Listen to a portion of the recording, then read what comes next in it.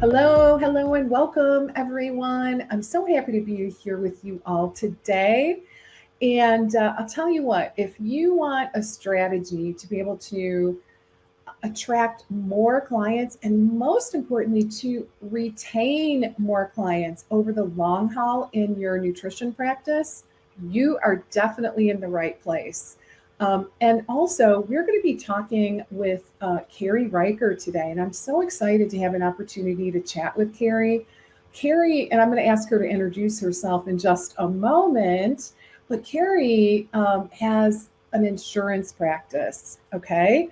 And Carrie and I worked together, gosh, I don't know, a couple years ago now, I think it's been. Time Mhm. flies.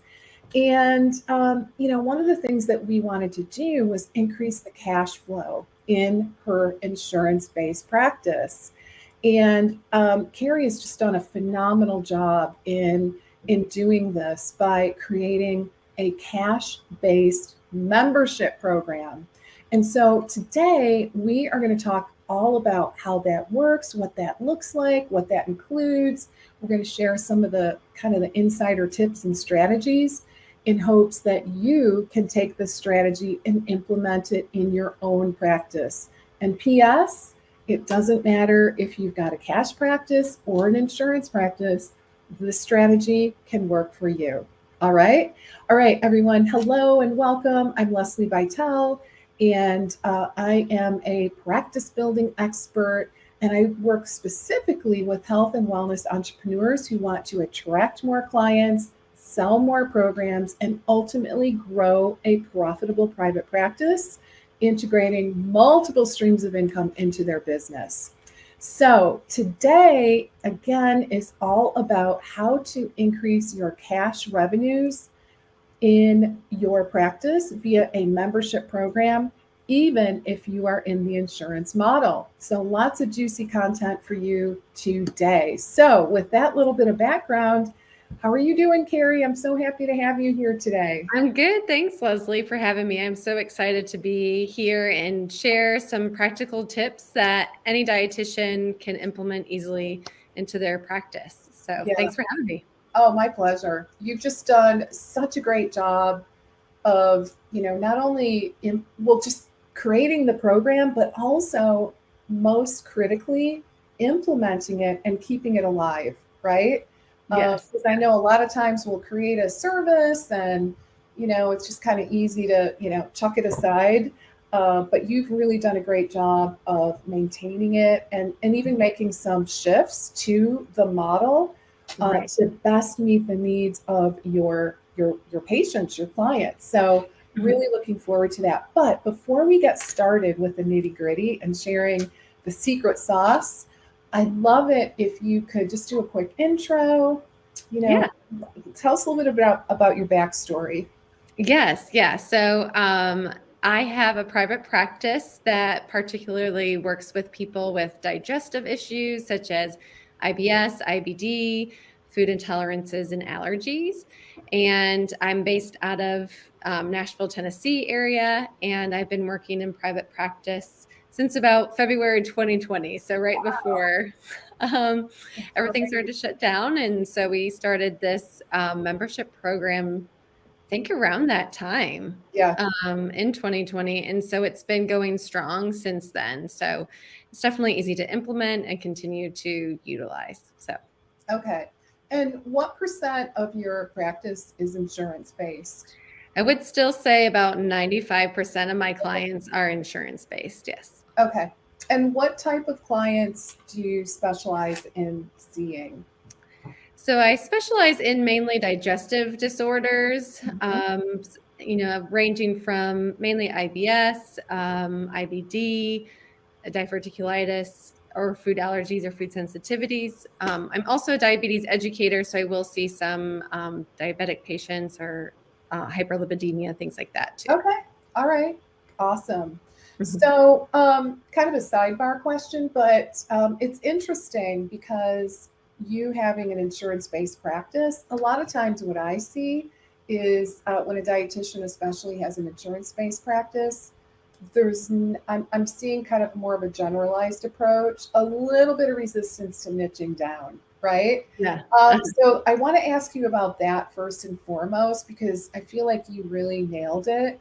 Mhm. Tell us a little bit about, how, was it scary? Tell me a little bit about your the process of deciding, even though it's an insurance-based practice, what made you decide to niche down?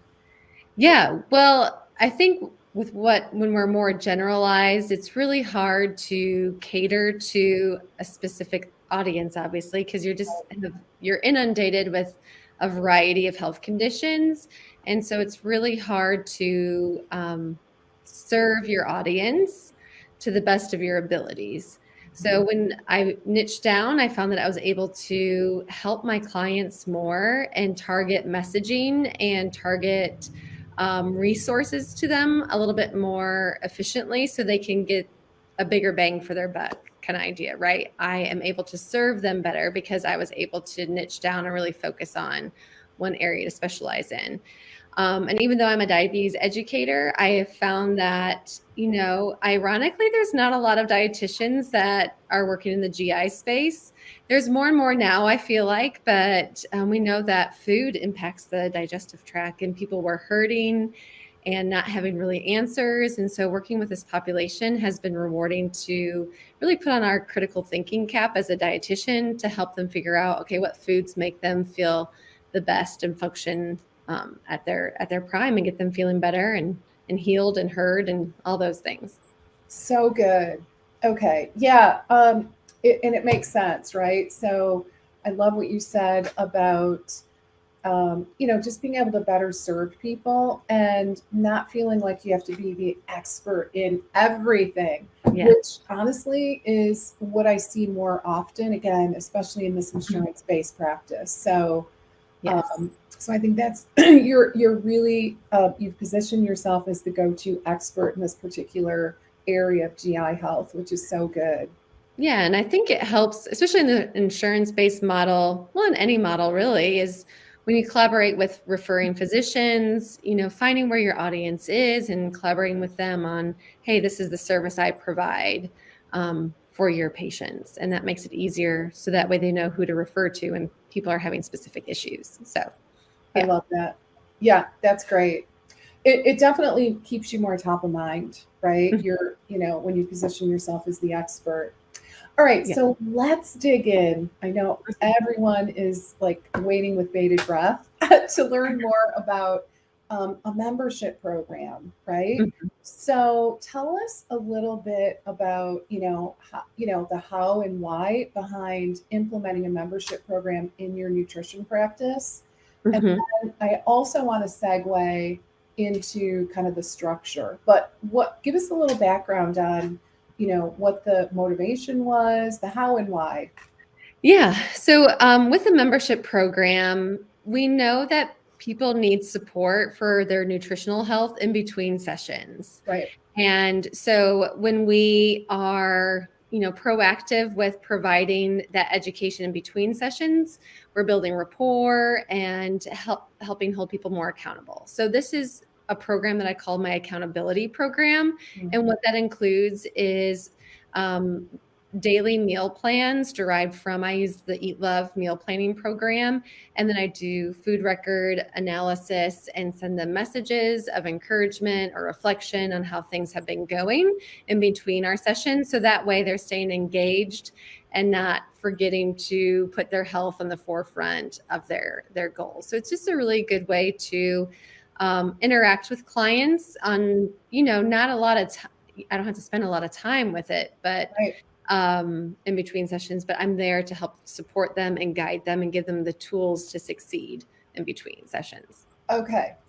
I love that. And just having, I think, a coaching background, well, even without that, we all know that so much of the growth is going to happen between sessions, right? Mhm, mhm, I mean, there's so much more to the process of change for our clients. And, that's of course one of the reasons why this kind of program, and I thank you for reminding me that, we're calling it an accountability program. Right. Because Yes. it really does describe, what the program is all about, right? Providing that accountability and support in between sessions. Yeah. So I do have a question, Hmm. and I'm just wondering. So the people, obviously, people that have the insurance, a lot of times, not always, but I'm just wondering if you bump into resistance with, because I feel like a lot of times they come in and they have this preconceived notion that everything's going to be covered, right? I'm not going to take Yeah. out the wallet. Things are covered. And if something's not covered, I don't want to do it. So tell us a little bit about how you overcome that, or just Right. how you help them to get out of their own way and recognize that, yes, the sessions are key. However, the in between is also super, super important in helping them get from their point A to their desired point B. Right, right. So I'm sure we all kind of follow the same type of flow of a session where we do a lot of intake and reflections about their eating patterns and frustrations and that. So I, really make sure I'm listening to the client and recognizing, okay, what stage of change are they in? Are they ready to make a change, and what would that look like? Especially since a lot of the main part of the membership is the meal plans, right? It's showing them exactly what their nutrition prescription is and how to make meals that feel good for them. Mhm. I try to listen to see what people are saying. Like, I just wish I had some kind of guide on what to eat, when to eat, how to piece all these ingredients together, because people just seem lost. And so I really try to listen for cues that might hook them into participating in the membership. So if I hear them sounding discouraged or trying to search for answers, then we'll explore the membership option for them. Okay. The most resistance probably would be are those that might not be cooking at all at home. And so, as Interesting. we work together, that might be something later on down the road as we work together when they're ready to prepare more meals at home, Okay. that we could look into the membership. Okay. All right. So is the membership something that you bring up later in your work with them, or is it something that you bring up, very early on in your work? A lot of times I bring it up really early in my work. It could be I do offer free discovery calls before I even start working with somebody, just to make sure that it even sounds like we're a good fit.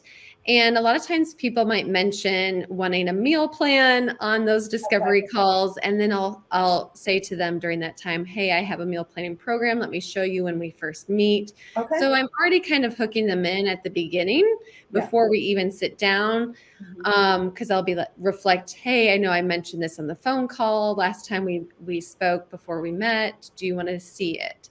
And so I really try to get them in at the forefront at our first session, ideally, if we can, just because that will help build that rapport, and continue that accountability to make sure that they keep showing up. Okay. All right. Fascinating.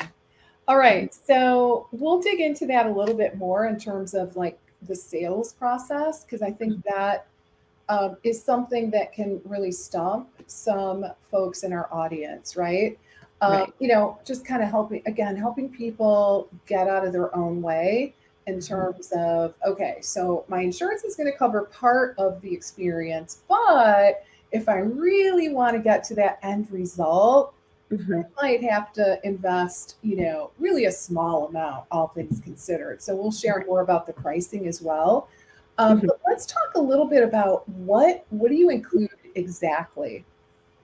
Yeah. So in my membership program, it's a month to month subscription, just similar to like a Netflix subscription. You're going to pay for it per month. Okay. And that includes the individualized meal plans from Eat Love. I also offer a discount on full scripts, supplement orders if they would like to order through there. Okay. I also include like weekly food log reviews or check in points, and unlimited messages in between sessions as well within my office hours too. That's very important. I try to create boundaries with that as well, that I'm not answering messages late at night or on the weekends, but within my business hours too. Okay. So access to Eat Love. Hmm. messaging Yes. and a full script discount, Correct. Yes. right? Okay. Mhm. And so I want to dig in a little bit more in terms of why eat love, Mhm. and then the boundaries, because I have a hunch. I'd love to hear from our audience. How does it make you feel when you hear the possibility of, your clients being able to kind of message you and get access to you, in between sessions, right? I have a hunch that that might scare some people, like, oh my gosh, I don't know if I could handle that. So let's start there. How Okay. do you manage, how do you maintain your boundaries? Mhm. Just what does that look like? Because it sounds like it could be time consuming. Oh, and tell me if I misheard you, but are we including, are you commenting on their intake? So I might make some comments like when I look weekly. I really try to meet with people every other week. So I am following up with them fairly consistently. So that way it's, long enough that they can start implementing some of the goals we talked about, but not long enough to forget about it. And Okay. that I find really helps cut down maybe the chatter on the messaging as well, since we Okay. meet somewhat fairly weekly, bi-weekly as well. Okay. Got it. But I have found for the most part, people are really respectful of my time. And I communicate that up front. Like you can message me, just know that on the weekends or off hours, I'm not going to respond. Okay. And if there's somebody that messaged me during that time, usually if they wanted a sooner response, I remind them of my business hours. Usually I get back to them within the next business day. Okay. All right. So, yeah. So, Karen, does that sound doable to you? I think a lot of it is setting the tone early, Hmm. and I think it's communicating your boundaries as well, right? And probably, if because I just have to say, if you get stuff on the weekends, it can be really, really tempting. Like it could be really tempting to just clear it off your plate, right? But the Right. problem is you're setting a bad example, right? And so I do think that is something to consider. Okay. I also You have do a comment include on that that? on my form as well. So the accountability form that they sign off on, it includes my business hours on there Oh, too. okay. All right. So they should be crystal clear on those boundaries. Yeah. Okay, that's awesome. All right. And then in terms of, okay, so they're filling out a food log, right? Hmm. So they're Yeah. filling out a food log, and how often are you reviewing the food logs, or is that something you're doing in session?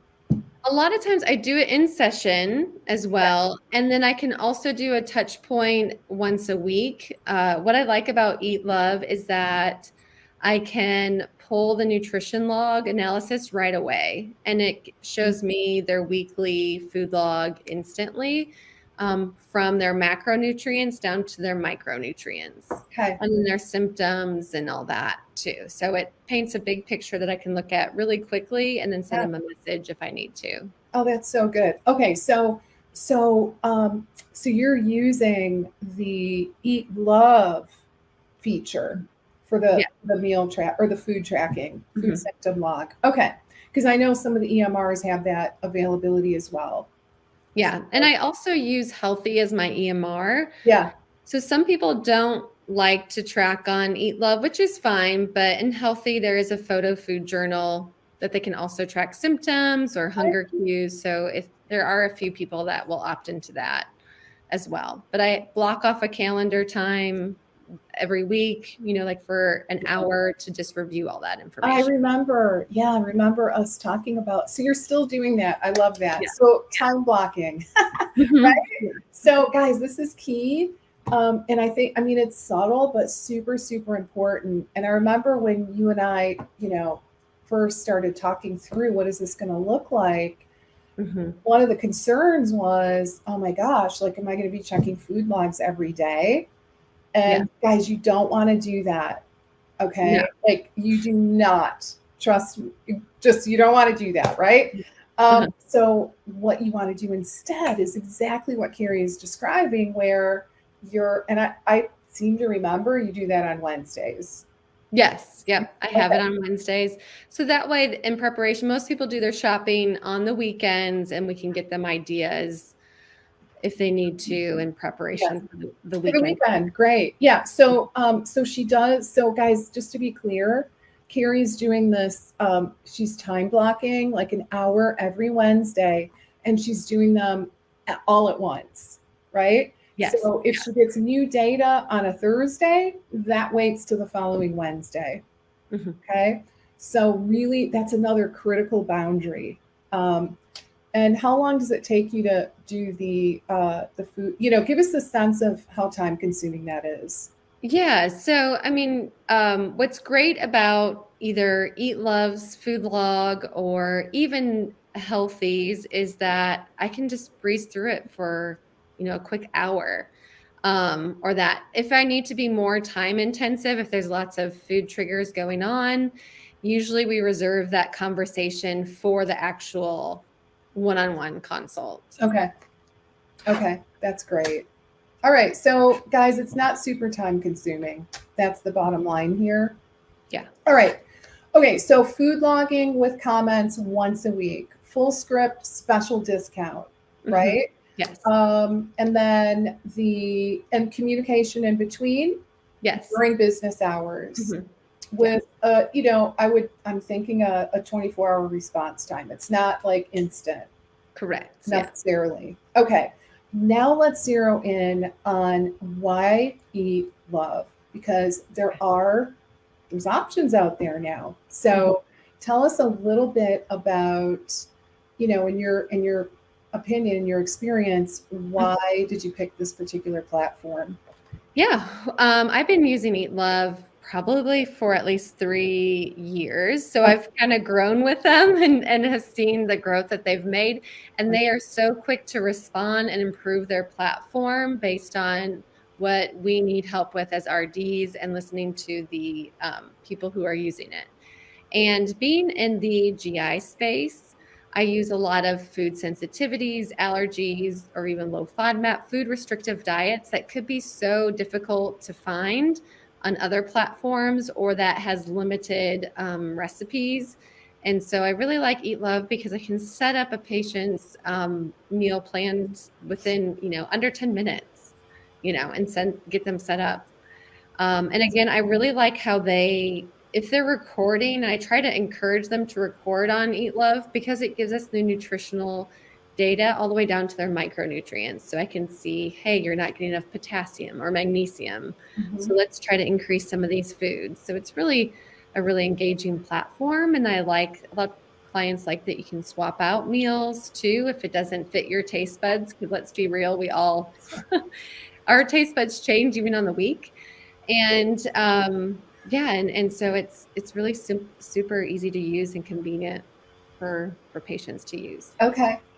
Because we have a question from Emily, and Emily is asking, how do you share the meal plans? Hmm. Yeah, no, that's a good question, Emily. And with Eat Love, there's an app that they can either download onto their phone or they can even access through the desktop. And it will pop up and show them their next recommended recipe. If they don't like that recipe, they can swap it out. And the swap also helps meet their nutritional needs. So there's no guessing if this food fits their nutrition prescription. That swap does fit within their nutrition prescription. Okay, So that's it's amazing. patient driven, really, too. It's yeah. Yeah, if I remember correctly, the client or the patient actually is the one. So you set the prescription, like the parameters, and you get them kind of set up.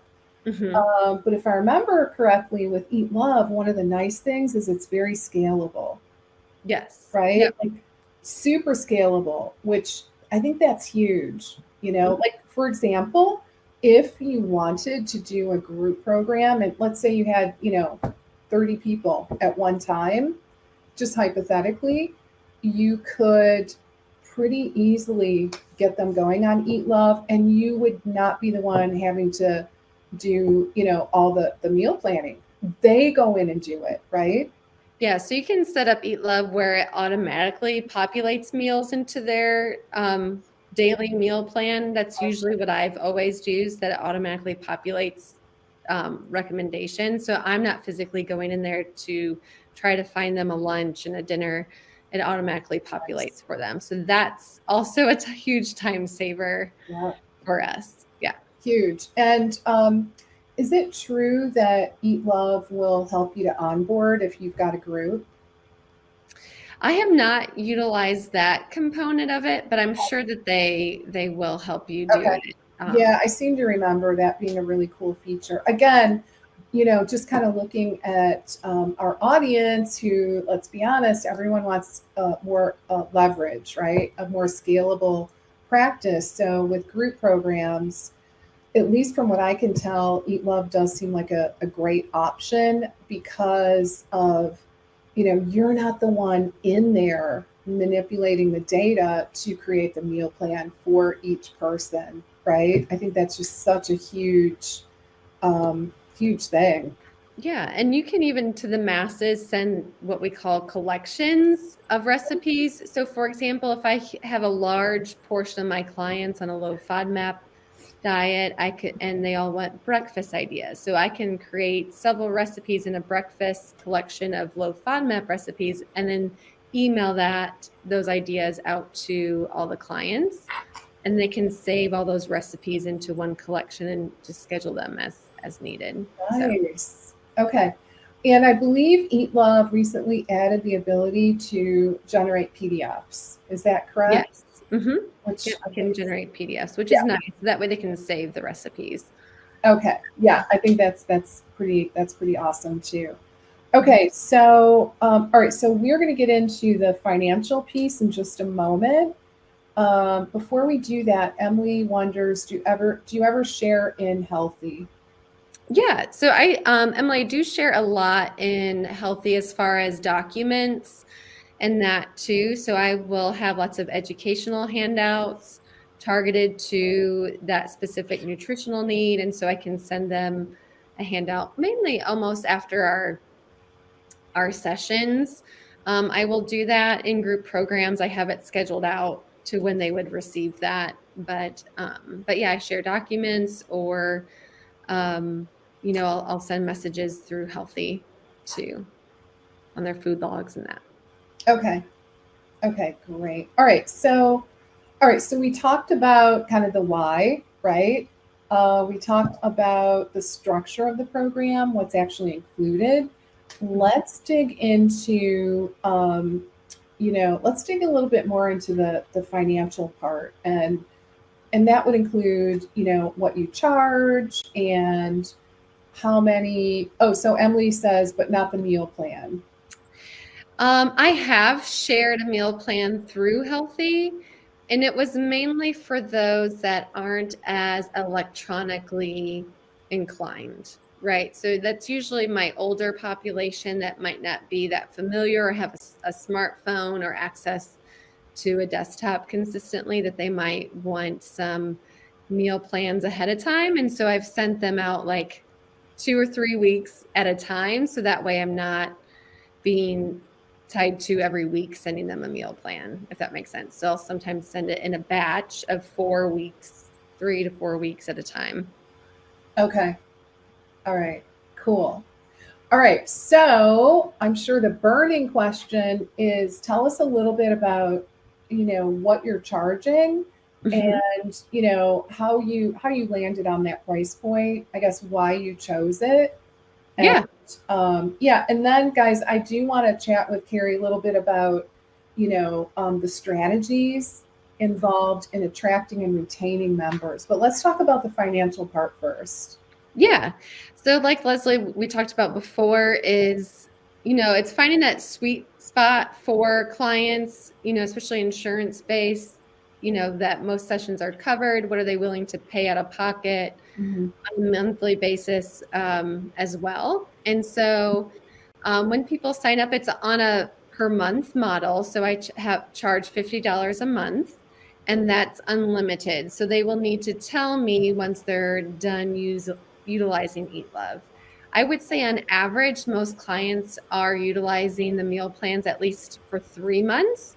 And I have some people use it, for over a year just because they like the ease and access of it, and the rapport, right? That accountability. Or I've had a couple just use it for 1 month just because it was financially straining. Uh-huh. Or, I did have a chef, who does Really? cook. He was just like, I just need help and guidance with how to piece it all together. So he's like, just give it to me Fascinating. for 1 month. So yeah, it just really, for on average, it's at least 3 months. Okay. Mhm. Okay, that's great. So, and guys, the thing that I want to drive home here is, this is 3 months worth of revenue that you wouldn't otherwise be gaining in your practice, right? Mhm. So, you really, I mean, of course, the most important thing always is that we're providing tons of value. And at the end of the day, we're all in the business to help our clients to achieve those wonderful desired results. And so it really is a win-win all the way around. And I feel like that price point, oh my gosh, it's so doable based on just all the things they're getting. Right. So I love that. Now, okay, if you didn't have an insurance based practice, so let's talk. I just want to get your feedback a little bit on how, all right, so let's pretend you are cash based. Okay. How can you envision this type of program in a cash based practice? Yeah, I think I would envision that in a cash-based practice that you have a package of X amount of visits. Mhm. And then that could be part of your signature program that, hey, in addition to our one-on-one visits, you can get these individualized meal plans, and enroll that in a higher ticket price. So that way you're almost getting the same kind of concept with that food log review, messaging, and the tools to help you succeed with knowing what you need to eat and how to piece it together. I love it. Yeah, I think that's such a good point. So, for those of you that are in the cash model, I think, of course, you probably know I'm a huge fan of creating a program, kind of a signature program experience for your clients, and adding these different elements that Carrie's including in a membership into your signature program can really, really ramp up the value in a really big way. And the other idea is this, it kind of depends on how you want to run your practice, but certainly it could be a good step down option for people. So, like, let's pretend you've got a client, they finished that 3 month experience with you that was really full and robust. They're super happy, they've got awesome results. They don't necessarily need more sessions with you in this example, right? They're like, I feel like I'm doing okay. I don't want to totally cut the line though. Is there, do you have another option? I feel like having this as what I would just call like a step down program, kind of going back to I think my cardiac rehab days, right, where it was called a step down. I feel like that could be a great option as well. And let me just say, this is a huge opportunity for almost every person here, right? Because what happens, they do the program, we cut them loose, and that's the end of it, right? And in the work that you guys all do, your clients, chances are really good. They need ongoing support. They still need that accountability because change is very difficult to maintain. So anyway, I think it's a great option. I mean, it could be an entryway as well. It just kind of depends on how you want to do it. So let's say you wanted to have an entry point type of membership for your people.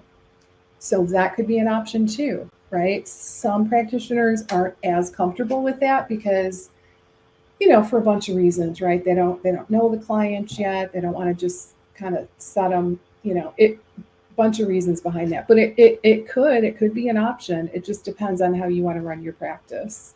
But the thing that's great is it's pretty hands off for the most part, and it allows you to generate a new revenue stream in a way where you don't have to show up live, right? Show up one-to-one live for each and every person. And I just feel like in this day and age, that's pretty exciting, right? Yeah. Yeah. So especially in an insurance-based model, you know, that you can't rely solely on the one-to-ones. And so this has been an easy way to guarantee monthly income Right. without sacrificing my time. Oh So my God, that's huge. So guys, and I didn't even think to mention that recurring monthly revenue is huge. So, all right, so your average, would you say kind of your average stay is about 3 months for folks? yes, Okay, about 3 months at that's least. nice. Okay, so that's pretty good. What are the strategies that you implement to, number one, sell the program, and number two, keep them? Because, guys, that's called your churn rate, right? So you're going to have a churn rate in any membership program. People are going to come and they're going to go. So a huge part, like getting them in, is one thing, keeping them is another, right? So tell us what your thoughts are there. Yeah, so getting them in, honestly, I know that we all get scared of a sales pitch, and I am by no means a salesperson. I hate being pushy and, feeling that way. And I really just listen to what the client patient needs. If they're voicing concerns about, I don't even know what to cook. I don't know how to cook. I don't I'm trying to, especially with GI issues where we might be doing some food eliminations. I don't know what to prepare for my family if I'm cutting back on some foods. So this does it all for them. Even if you are, doing diabetes education or carb counting, or even weight loss with, okay, how do I put foods together? It does it all for them. It's a guide. I used to be so hesitant on doing any kind of meal plannings because I wanted to teach people how to without giving them something physical to do. But this is what people are looking for, hands down. They expect us to give them a meal plan. And if we don't give it to them, they're going to go elsewhere for it. So Yeah. that's when Eat Love crept into my life. And it's been such a good tool to help clients succeed. And it's been eye-opening for them to see, like, oh, I was just eating the wrong portions, or it's all the same foods, but just in different quantities, or, just even mixing things up on how to prepare different dishes. So I really just try to listen to them. If they're wanting some guidance on what to eat and how to make it, then I physically show them during our session what Eat Love is, and it sells itself. So, Okay, so that's key. You physically show them. Yep. Okay. So I show them, I walk them through it on how to use it and what it looks like and what it can do. Some people might feel overwhelmed by seeing three meals and a snack throughout the day, Yeah. that they would have to prepare. So I'm just like, okay, well, let's maybe just start with dinners, and I'll only send them dinner recipes. So the goal is also not to overwhelm them. I did learn that at first, that some people were just overwhelmed with too many food options. So we can start with one meal at a time if that makes it a little bit easier for them to adhere to. Okay. And then, okay, so in terms of getting them in, it's listening for cues, especially around any, fears or concerns or discomfort in being in the kitchen, confusion around what to eat for their particular medical condition. Yeah. So like those are all really good cues. And then how, all right, and then I think a huge takeaway, just want to reiterate, is actually showing them. I think that is key. So much more effective than just trying to describe it. Yes. So that to me is a huge takeaway, Carrie, based on what you're sharing today. Is showing is so much more effective as compared to telling, right? Yeah. Yeah. So I'll show them too as I'm walking through. Okay. Once I hear what types of foods they enjoy eating. So I'm just like, let's look up a recipe that, fits, is something, a food item that they like to eat. And so it really sells that to them. And then that's when I talk about the pricing. So I want to hook them into the meal plan first. And then we'll discuss, hey, insurance doesn't cover this. If you would like to continue with this option, then it's, $50 a month. Okay. All right, fair enough. Yeah. So yeah, we kind of want to wait on the investment part. Mhm. Okay. All right. And then any tips on keeping them in?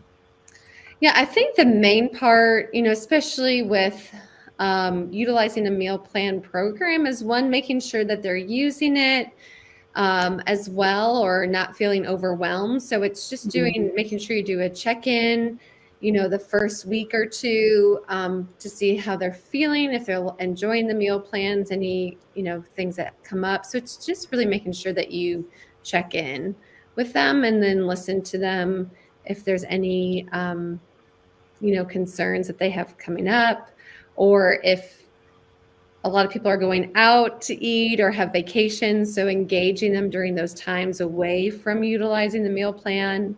Here's some ideas on how to succeed while you're away. So just making sure that you're in touch with them and listening to what they're needing from you at that time. Okay. Okay. Huge. Okay. We have a couple questions. Mhm. Let's see here. Okay. So, what is the discount that you give for full script? Yeah, so on full scripts, when I set them up, and that is a 15% discount. So I'll just have to make sure I set it up on full scripts to be a reoccurring discount, because you can also set up a first purchase Okay. discount as well. Okay. Okay. So 15%. And out of curiosity, then, like someone that's not in the membership, do they get any discount or is that full price? Um, a lot of times, just because I know shipping can be a lot of money, a lot of times I'll give the client that's not in a membership a first time discount Nice. on the first That's purchase. a great idea. Mhm. I Yeah. like that. And then, okay, so are notes added to their profile? I think, Anna, you might be referring to on Eat Love, if notes are added into their profile.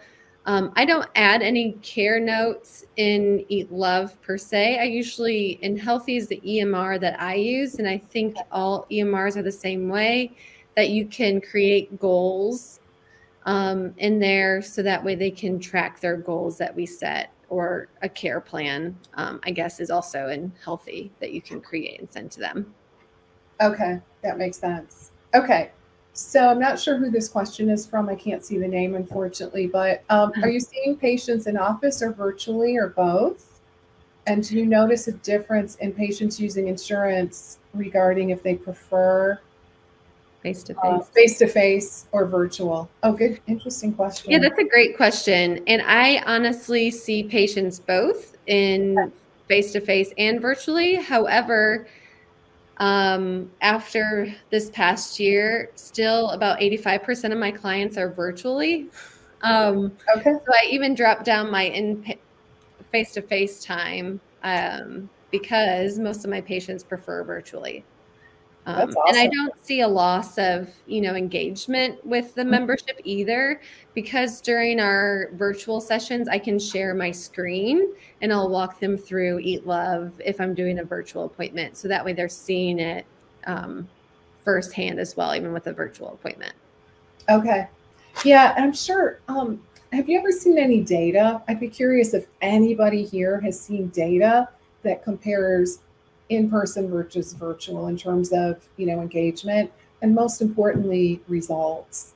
I'd be Mhm. really curious. My hunch is that they're probably about equal, but I'd be really curious about that. I know many years ago, um, I became aware, I think it was, God, it was years ago at a fancy meeting. I remember popping into a meeting where they talked about the results comparing, it was for weight management clients. And it was telephonic session. So you know how long ago that was, telephonic versus in person. And Mhm. I remember the result was even with telephonic, there was no statistical significant, there wasn't a statistical difference in the two groups in terms of results. So, I find that the compliance with probably showing up to their appointments is easier with virtual. I find that most of my clients, once they go virtual, they're like, can we do this from now on? Because they don't have to take yeah, time away from work. Right. to come It's huge. chat with me. So Yeah. So just it's just so much more convenient. Yeah, that's great. Okay, I think we have one more question here. I've seen this too, and yes, it seems easier to share screen and walk through Eat Love with patients. That's a great point. yes, yeah. That would, I think, be much easier. Yeah.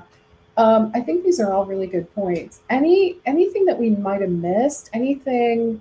I think I saw somebody ask how many clients I might have in the membership at Oh, okay. Yeah, that's a great question. and right now I have about 15 in my Okay.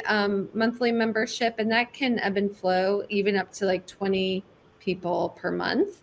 And again, it's still about the same time frame within that hour to review the logs. It still isn't a whole lot of time. Okay. All right. So, all right. So, yeah. Okay. Just kind of looking at that a little bit. So, yeah, nice little extra buffer in terms of revenue that honestly you wouldn't otherwise be making, Yes. which is so good. Yeah, Mhm. I love that. And that $50 price point, are you finding that to be pretty acceptable to I find people? that one being really acceptable, that I don't find a lot of hesitation with that people are like, "Oh, I can do that." Okay, I can at cool. least do that for 1 month, and then they're going and they're like, "Oh, I can do this for another month." So, yeah, I think it's a happy price point for most clients. Okay, good. All right. And how long does it take to review the food logs? Yeah, We and kind so of that's touched with on at this, least but yeah, for at least the 15 to 20 clients, it still takes only about an hour. okay. I only block off an hour to review all those You logs. just make it happen. Mhm. Yeah. Yeah, everyone gets done. I love that. Yeah, so pick a day and stick with it. So Mhm. Carrie has stuck with us since 2020, which is Yeah. amazing, Yeah. right? Yeah, which, especially when we're all in lockdown, people were cooking more at Yeah, home. Now that they're more out and about, they're still utilizing it. They're still looking for those aids to help them succeed. So, sure. It's super helpful. Yeah, I mean, and I would guess that now would be maybe for a different reason, just because they're so much busier and they don't really have time to, figure mhm. it all out. I do love the feature, like with and I think with some of the other meal plans too, but just having the ability to generate a shopping list is Yes. so convenient. Like, okay, Mhm. here's the recipes I want to make in the next few days. Let me do an inventory in my pantry, in my fridge, and let me generate a list. And I believe Eat Love also connects with Instacart. Yeah, I do that all the time, even for myself. Really? I'll Okay. That put is it so in the cool. cart and then I'll order it. So while I'm working from home, my groceries are delivered at my door and So it's so nice. convenient and easy to use. So just Okay. really figuring out what tools people need and looking for. There's something out there for them. Yeah. Oh, that's huge. So, yeah, because that, when you add it all up, it can be, let's be honest, it can be time consuming. But if you have this amazing tool that's Mhm. going to help you do a quick search, create that grocery list, at a click of a button, you get your groceries delivered. Like that's like half of it at least. Yeah. So, and I know you can pick on the platform, how how complex the recipes are, Yes. right? So you're Mhm. not like, like stuck with recipes that take an hour or 45 minutes to prepare. It can be like really, really quick, like Mhm. 15-minute kind of prep time. So that's super helpful as well. All right. As we start to wrap up, this is so interesting. I could talk all day about this. I really could. It is the coolest opportunity. And I think it not only excites me, but I think it's a real opportunity for our audience, right? A real opportunity. Well, I do, for the benefit of our audience, what would you say, like, how would you get started? Because as we know, knowledge is great, Uh-huh. but let's talk about, like, what do we need to do to actually make it happen? Yeah, you just need to do it. It's so easy. I think a lot of time as dietitians, we expect things to be perfect and shiny before Yeah. we put it out into the world. Really, if you're wanting to utilize something similar to this, it's easy to, get set up with a meal planning program, whether it's, I know we've mentioned Love because that's what I use, but Yeah. there's others out there on the market. And then I just created a form, a form that I share in my EMR once they sign it, that just says, hey, you get monthly meal plans, food log reviews, messaging. That's it. Do you agree to it? And then they sign it and I set them up, and that's it. Okay. So it's Cool. basically a two-step. Make sure you have a program that you can utilize to offer them. And then two, I have a form that they sign so they know what they're getting. And then we just get started. That's it. Okay. Now, are there any restrictions around like the coming and going? Like, okay, let's say I sign up. Mhm. Do I have to give you like a 30-day notice or anything like that before I quit? I do ask them, obviously, so I bill them that day that they sign it. So if they Okay. sign it today on April 20th, then they're going to be charged again May 20th. So I Right. just ask that they let me know they'll be stopped at the next billing cycle, basically. Okay. So Okay. that's pretty easy for them to know. And then once they tell me, then I'll say, hey, you have 3 more weeks left or whatever that looks like. Okay. So go ahead and save recipes that you want to save. All right. That And sounds great. mhm. All right. Well, thank you so very much. Any final words of wisdom that you want to share as we wrap things up? Yeah, and I know a lot of it is just courage and taking that first step. It's really not complicated to get this set up. It's just gaining that confidence. Once you do your first one with getting them signed up, you're like, oh my gosh, I can do this. This Right. is easy, So it's just getting that first one registered and set up, and figuring out a flow that works best for you and your clients. And you'll do great. You'll do Yeah. good. Okay. Amazing. Mhm. All right. This was so good. Guys, do it. Do it. I'm going to Yeah. encourage you. Yes. Just do it. Don't overthink it. Like Mhm. we overthink everything. Just go out, just make a decision, just remember, it doesn't have to be perfect, right? Just Yeah. decide what's going to go in that membership. Decide on your price point, and let's just make it happen. All right. So it's a great opportunity, and the thing is it's a win-win, right? Because Mhm. again, at the end of the day, it's a strategy that really is going to help your clients to be more successful, because they honestly they do need that support in between. But guys, you can't do it for free. Right. You cannot do it for free. So if you're doing it for free, we need to talk, right? Yes, don't do it for free. Don't do it no more. Okay. At least like step one, Mhm. stop doing it for free. All right. Enough said. All right. What a pleasure, Carrie. It's always such a joy to reconnect with you. I'm glad you're doing so well, Thank you. and really appreciate all the interaction. And you guys had some great questions today. Hope this gets you fired up and ready to start your own membership program. So, okay, Thank guys, you for have a having me. great rest of the day. The one thing I do want to mention, I know we should have mentioned this earlier, but if you want to learn more, um, where do you want people to go? Carrie? Yeah, you can message me. Riker Nutrition Consulting is my website, Okay. or my Instagram is at your.ibs.dietitian. At your IBS dietitian. Yes, Okay. Did I miss any of the dots? it'd be, I can't see it, but it's Oh, your.ibs.dietitian. okay. Okay. Cool. All right. So go check out Carrie's work. She's amazing. Mhm. And thanks again, Carrie. It was a real pleasure Thanks to for meet having me. you. All right, guys. Have a great rest of your week. All right. And I'll see you next week. Bye for now. Bye.